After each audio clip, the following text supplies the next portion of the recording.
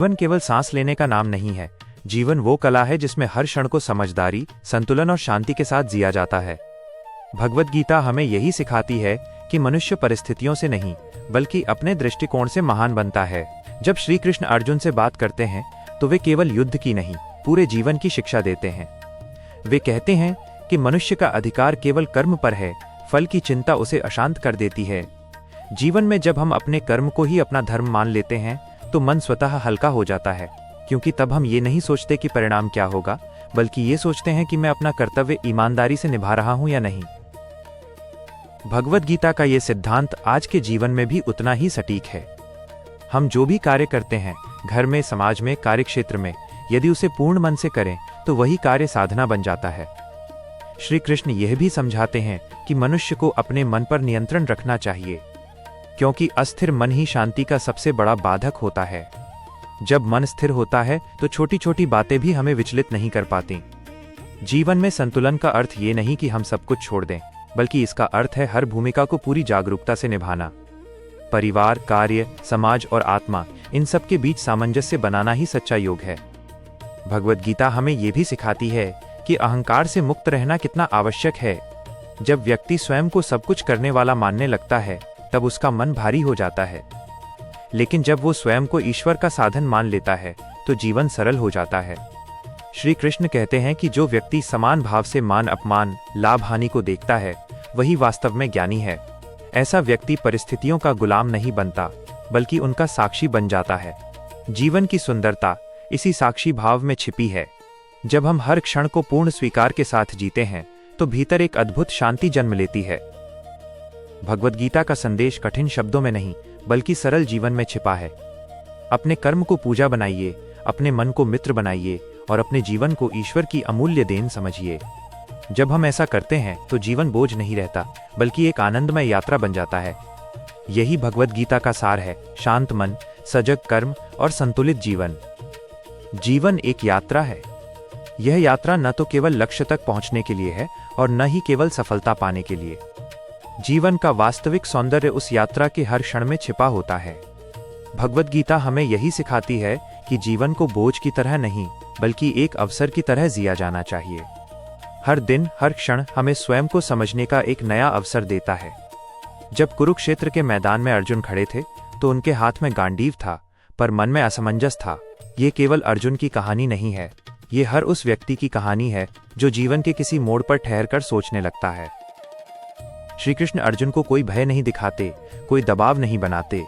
वे केवल उसे यह याद दिलाते हैं कि उसका कर्तव्य क्या है।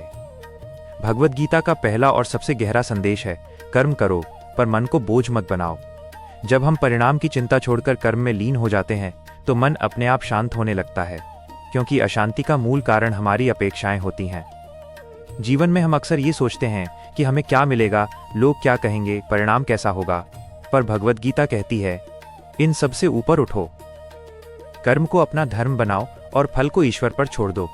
जब यह भाव जीवन में आ जाता है तो तनाव स्वतः कम हो जाता है। श्री कृष्ण ये भी बताते हैं कि मन ही मनुष्य का सबसे बड़ा मित्र है और वही सबसे बड़ा शत्रु भी। यदि मन भटका हुआ है तो जीवन में सब कुछ होते हुए भी असंतोष रहता है, पर यदि मन संयमित है तो साधारण जीवन भी आनंद से भर जाता है। इसलिए भगवद गीता मन के अनुशासन पर बहुत जोर देती है। मन को जब हम बार बार वर्तमान क्षण में लाते हैं तो जीवन सरल होने लगता है। भूत का बोझ कम होता है, भविष्य की चिंता हल्की पड़ जाती है। भगवद गीता हमें संतुलन का महत्व भी सिखाती है। न अति त्याग, न अति भोग, बीच का मार्ग ही जीवन को सुंदर बनाता है। परिवार हो, कार्य हो या समाज, हर जगह संतुलन आवश्यक है। जो व्यक्ति हर भूमिका को पूरी जागरूकता से निभाता है वही सच्चे अर्थों में योगी है। श्री कृष्ण कहते हैं कि योग केवल ध्यान में बैठना नहीं है, योग है हर कार्य को पूरे मन से करना। जब हम भोजन करें तो मन वहीं हो, जब हम काम करें तो मन उसी में हो। यही सजगता जीवन में शांति लाती है। भगवद गीता अहंकार से मुक्त होने की भी शिक्षा देती है। अहंकार वो भार है जो दिखाई नहीं देता पर मन को भारी कर देता है। जब व्यक्ति यह मान लेता है कि वो केवल एक माध्यम है तो जीवन में सरलता आ जाती है। कार्य होता है पर बोझ नहीं रहता। जीवन में सुख और सुविधा अपने आप आती जाती रहती हैं। पर भगवद गीता कहती है कि हमें उनसे बंधना नहीं चाहिए। जो आता है उसे स्वीकार करो, जो जाता है उसे जाने दो। यही भाव मन को स्थिर बनाता है, और स्थिर मन सबसे बड़ी संपत्ति है। श्री कृष्ण का संदेश कठिन शब्दों में नहीं, बल्कि बहुत सहज भाव में है।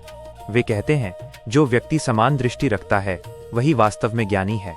मान अपमान, लाभ हानि, सफलता असफलता, इन सबको समान भाव से देख पाना आंतरिक परिपक्वता का संकेत है। जब हम जीवन को इस दृष्टि से देखने लगते हैं तो छोटी छोटी बातें हमें विचलित नहीं करती। भगवद गीता यह भी सिखाती है कि जीवन में हर क्षण ईश्वर की उपस्थिति है।